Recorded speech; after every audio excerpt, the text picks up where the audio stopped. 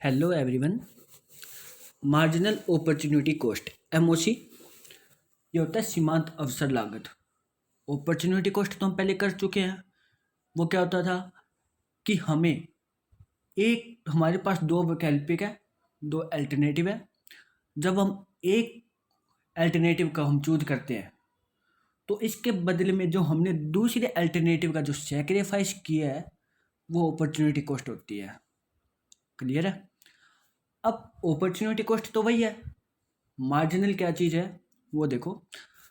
Marginal opportunity cost is an economics term that considers the impact of individual opportunity cost। मतलब एक individually opportunity cost, मतलब opportunity cost तो है but एक ये इंडिविजुअली है। ठीक है, इसको ना हम नीचे एग्जाम्पल के द्वारा हम सॉल्व करेंगे। मतलब in this case we need number of units of good Y sacrificed to produce in an additional unit of good x। मतलब हमें एक वस्तु के उत्पादन को बढ़ाने के लिए हमें दूसरी वस्तु की जितनी इकाइयों का त्याग करना पड़ता है ना, वो है मार्जिनल अपॉर्चुनिटी कॉस्ट। सेम ही अपॉर्चुनिटी कॉस्ट था बट इनमें डिफरेंस कैसे आएगा? अभी अपॉर्चुनिटी कॉस्ट और मार्जिनल अपॉर्चुनिटी कॉस्ट में डिफरेंस का कैसे पता चलेगा, वो हम इस एग्जाम्पल के द्वारा सोल्व करते हैं। जैसे कि एक यामा बाइक की जो कंपनी है वो क्या करती है कि अपने दो मॉडल मैन्युफैक्चर करती है। एक तो है S250 के नाम से, एक है S275 के नाम से। ठीक है, तो S250 से उसकी जो रेवेन्यू होता है वो होता है 100 करोड़ रुपये। ठीक है, एनुअली ले लो चाहे मंथली ले लो, मतलब हम एग्जांपल के लिए कर रहे हैं। और S275 के लिए जो आपकी इनकम है, मतलब इन कंपनी की इनकम है वो है 150 करोड़ रुपये। मतलब कि क्या कर रही है अभी यामा बाइक जो है वो दो अपने मॉडल तैयार कर रही है। एक S250 से तो वो 100 करोड़ रुपये अपनी इनकम कमाती है और S275 से वो 150 करोड़ रुपये इनकम कमा रही है। ठीक है, over a period of time अपना प्रोडक्शन रोक देती है दोनों मॉडल का। ठीक है, ये यामा बाइक ने इन दोनों मॉडल को बनाना बंद कर दिया। क्लियर है? अब क्या किया उसने, एक नया मॉडल लॉन्च कर दिया जिसको हम मतलब जिसका नाम है S300।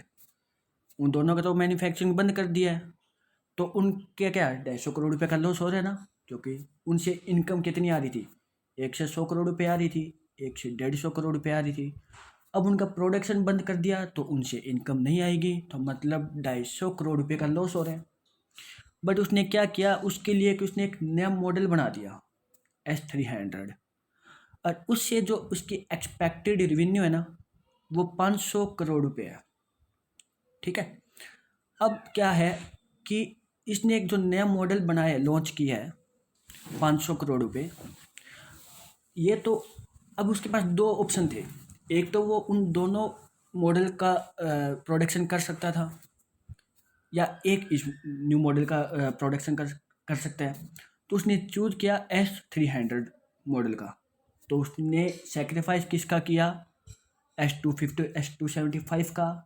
कितने करोड़ रुपए? 250 करोड़ रुपये। उसने चूज किया 500 करोड़ रुपये वाला। तो अब सेक्रीफाइस हुआ 250 करोड़ रुपये का। जो 250 करोड़ रुपये ये क्या है, ये अपॉर्चुनिटी कॉस्ट है। किसकी है ये? 500 करोड़ रुपये के पीछे। मतलब S300 के मॉडल की अपॉर्चुनिटी कॉस्ट कितनी हुई? 250 करोड़ रुपये। ये हमारी अपॉर्चुनिटी कॉस्ट हो चुकी है। अब इसको मार्जिनल अपॉर्चुनिटी कॉस्ट कैसे कहेंगे?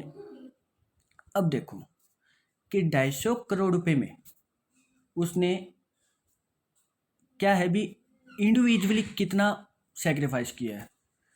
एक तो उसने 100 करोड़ रुपये का सेक्रीफाइस किया है S250 मॉडल को लॉन्च करके, और एक S275 मॉडल को उसने प्रोडक्शन बंद किया जिसके पीछे उसने 150 करोड़ रुपये का सेक्रीफाइस किया है। तो टोटल 250 करोड़ रुपये के अंदर उसने इंडिविजुअली दो सेक्रीफाइस किया है, एक 100 करोड़ रुपये का किया है और एक 150 करोड़ रुपये का किया है। टोटल सेक्रीफाइस तो उसने 250 करोड़ रुपये का किया था। ठीक है, 500 करोड़ को पाने के लिए उसने टोटल तो 250 करोड़ रुपये का सेक्रीफाइस किया था। ठीक है, बट इंडिविजुअली क्या कर रहा है कि S300 के मॉडल का प्रोडक्शन करने के लिए S100 वाला मॉडल का प्रोडक्शन बंद कर दिया। उसके पीछे कितना सेक्रीफाइस हुआ? 100 करोड़ रुपए का। S300 के मॉडल के लिए उसने S275 मॉडल का प्रोडक्शन स्टॉप कर दिया। उसके पीछे कितना सेक्रीफाइस हुआ? 150 करोड़ रुपए का। तो देखो, अब देखो कि 500 करोड़ रुपए के पाने के लिए उसने एक तो 100 करोड़ रुपए का सेक्रीफाइस किया है, एक 150 करोड़ रुपए का सेक्रीफाइस किया है। टोटल हुआ 250 करोड़ रुपए का, बट एक 100 करोड़ रुपए का है, एक 150 करोड़ रुपए का है। तो जो टोटल 250 करोड़ रुपए का हुआ है ना 500 करोड़ को पाने के लिए, जो टोटल 250 करोड़ का हुआ है, तो वो टोटल तो है आपकी अपॉर्चुनिटी कॉस्ट, अवसर लागत।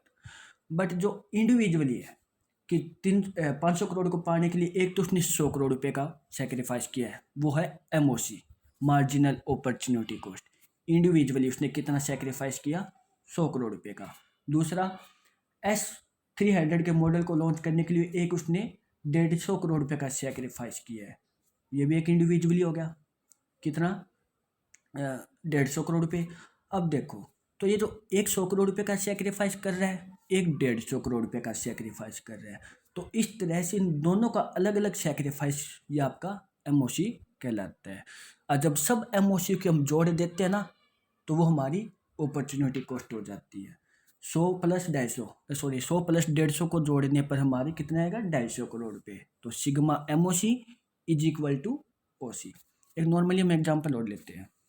मान लेते हैं एक टीचर है, वो एक स्कूल में, उसके पास 3 अल्टरनेटिव ऑप्शन है। एक तो वो स्कूल में टीचिंग कर सकता है और 50,000 रुपये कमा सकता है। एक वो अनदर दूसरे स्कूल में टीचिंग कर सकता है जहाँ से वो 60,000 रुपये कमा सकते हैं। ठीक है। और एक उसने अपने घर में ही ट्यूशन से पैसे कमा सकता है, वो कमा सकता है 1 लाख रुपये। ठीक है। अब देखो, 1 लाख रुपये कमा सकता है, उसने चूज किया 1 लाख रुपये वाला। तो टोटल सेक्रीफाइस कितना किया?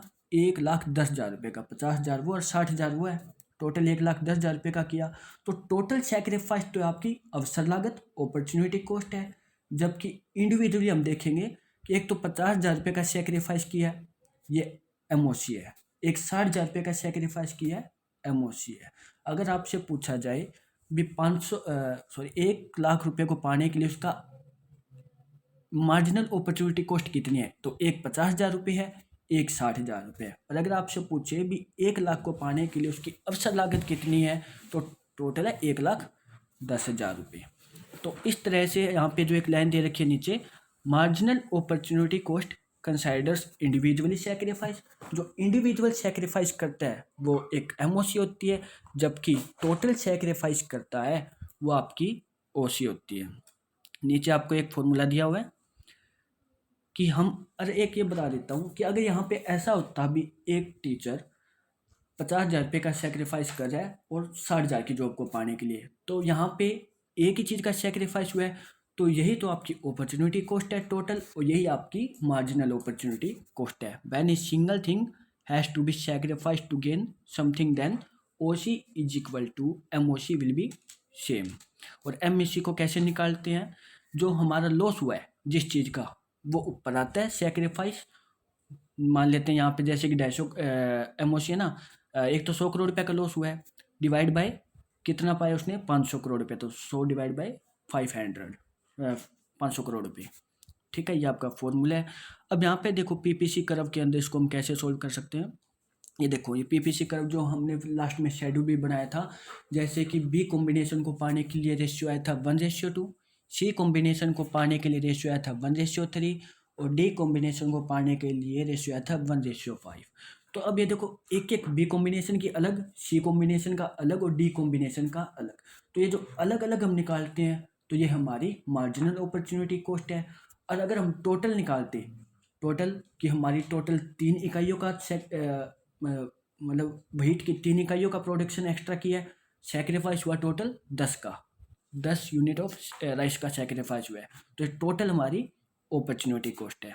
अब यहाँ पे देखो, ये जैसे कि आपके कॉम्बिनेशन बने हुए हैं A और C, तो यहाँ पे A से C तक पहुँचने के लिए जो बीच में जितना भी गैप है, यहाँ पे इसको वाई यूनिट वाई एक्सिस का तो यहाँ पे लॉस करना पड़ा है, वाई गुड का तो इतना, और उसने एक्स्ट्रा क्या किया यहाँ पे गुड एक्स का उसने मतलब इंक्रीज किया है, तो A B divide by B C हो जाता है। इसमें अपॉर्चुनिटी कॉस्ट कितनी है, ए से लेकर बी तक पहुंचने के लिए पूरी ये अपॉर्चुनिटी कॉस्ट है। तो इन शॉर्टली कि जहाँ पे हम इंडिविजुअली सेक्रीफाइस देखते हैं तो वो एमओसी होती है, और जहाँ पे हम टोटल सेक्रीफाइस देखते हैं वो अपॉर्चुनिटी कॉस्ट होती है। और अगर टोटल सेक्रीफाइस ही एक चीज़ का हो रहा है तो वही हमारी अपॉर्चुनिटी कॉस्ट है और वही हमारी मार्जिनल अपॉर्चुनिटी कॉस्ट है। Okay, thank you.